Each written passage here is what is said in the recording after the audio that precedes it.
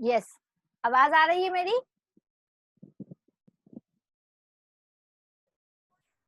Yes हाँ ठीक है, तो हाँ थर्ड मैम ऑप्शन, आ रही है। ओके देखो थर्ड ऑप्शन हमारा क्या था, हमारा थर्ड ऑप्शन था कि जो डिस्टेंस होगा वो हमेशा डिस्प्लेसमेंट के से बड़ा भी हो सकता है और उसके इक्वल भी हो सकता है, बड़ा भी हो सकता है और इक्वल भी हो सकता है। इसका एग्जाम्पल कैसा, अगर मैंने ए से चली और बी पे मैं रुक गई और यहाँ से यहाँ तक की दूरी 10 मीटर थी, यहाँ से यहाँ तक की दूरी क्या थी 10 मीटर, तो बताओ अब डिस्टेंस क्या होगा और डिस्प्लेसमेंट क्या होगा।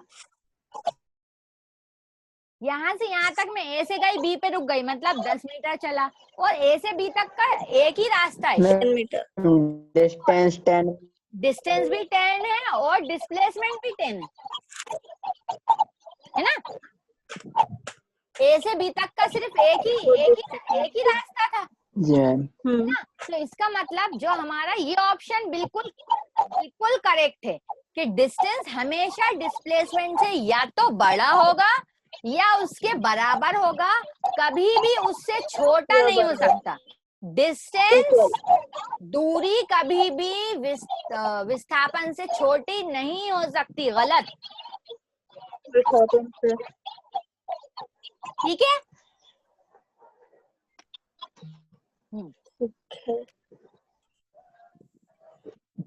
चलो आगे बढ़ते हैं। नेक्स्ट देखो, अगर हम किनेमेटिक्स पढ़ रहे हैं, शुद्ध गति अगर हम पढ़ रहे हैं, तो सबसे पहले हमने क्या देखा, डिस्टेंस, फिर हमने देखा डिस्प्लेसमेंट, थर्ड क्या होगा, थर्ड होता है स्पीड। थर्ड क्या है हमारा, स्पीड, चाल। स्पीड का मतलब क्या होता है, चाल होता है, चाल होती है, स्पीड होता है हमारा डिस्टेंस अपॉन टाइम। क्या होता है, डिस्टेंस अपॉन टाइम, दूरी बटे समय। मतलब जैसे अगर हम गाड़ी पे कहीं जा रहे हैं, गाड़ी से हम जा रहे हैं, तो क्या कहते हैं, गाड़ी के सामने ऐसा टेकोमीटर लगा रहता है, एक स्पीडोमीटर ऐसा टेकोमीटर लगा रहता है, उसको कभी ध्यान से देखोगे आप तो ऐसा 10, 20, 30, 40, 50, 60 लिखा रहता है और ऐसा नीडल बनी रहती है और उसके नीचे ऐसा लिखा रहता है किलोमीटर पर आवर लिखा रहता है। कहते हैं ना, अरे हम तो 30 की स्पीड से गाड़ी चलाते हैं, 50 की स्पीड से गाड़ी Yes, चलाते हैं, तो वो 50 की स्पीड से मतलब 50 किलोमीटर प्रति घंटा, क्या लिखा रहता है उसके नीचे लिखा रहता है किलोमीटर प्रति घंटा, मतलब 50 किलोमीटर चलाएंगे प्रति घंटा, एक घंटे में कितना चला सकते हैं, 50 किलोमीटर। तो वो क्या होती है, उस गाड़ी की स्पीड होती है। स्पीड का मतलब कि हम कितनी देर में कितनी दूरी कवर कर रहे हैं, the distance travel by a body in a given time. हम कितना कोई वस्तु किसी समय में कितनी दूरी तय कर रही है, ठीक है, कोई वस्तु किसी समय में जितनी दूरी तय कर सकती है उसे बोलते हैं हम स्पीड, ठीक है। अब देखें इसकी यूनिट क्या होगी, यूनिट देखो, डिस्टेंस की यूनिट क्या हो सकती है, मीटर। अगर मैं एसआई मात्रक की बात करूं तो क्या हो जाएगी, मीटर, और टाइम की यूनिट क्या होगी, सेकंड, तो ये क्या हो जाएगा, मीटर बाय सेकंड।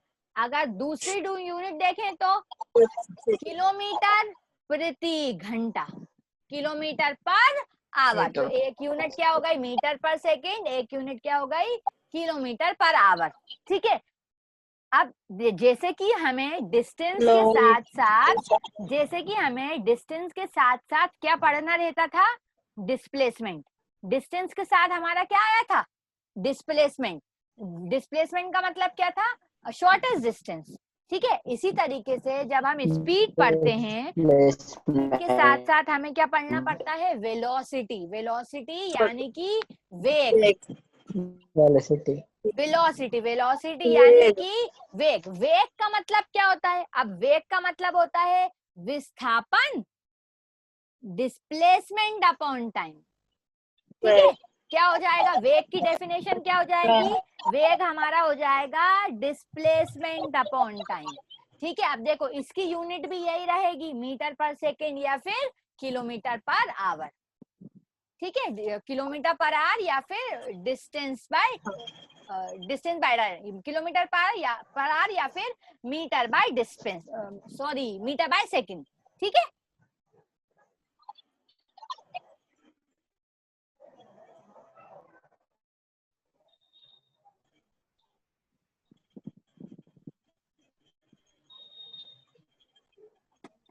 अब है हमारा कि इन दोनों में डिफरेंस क्या है।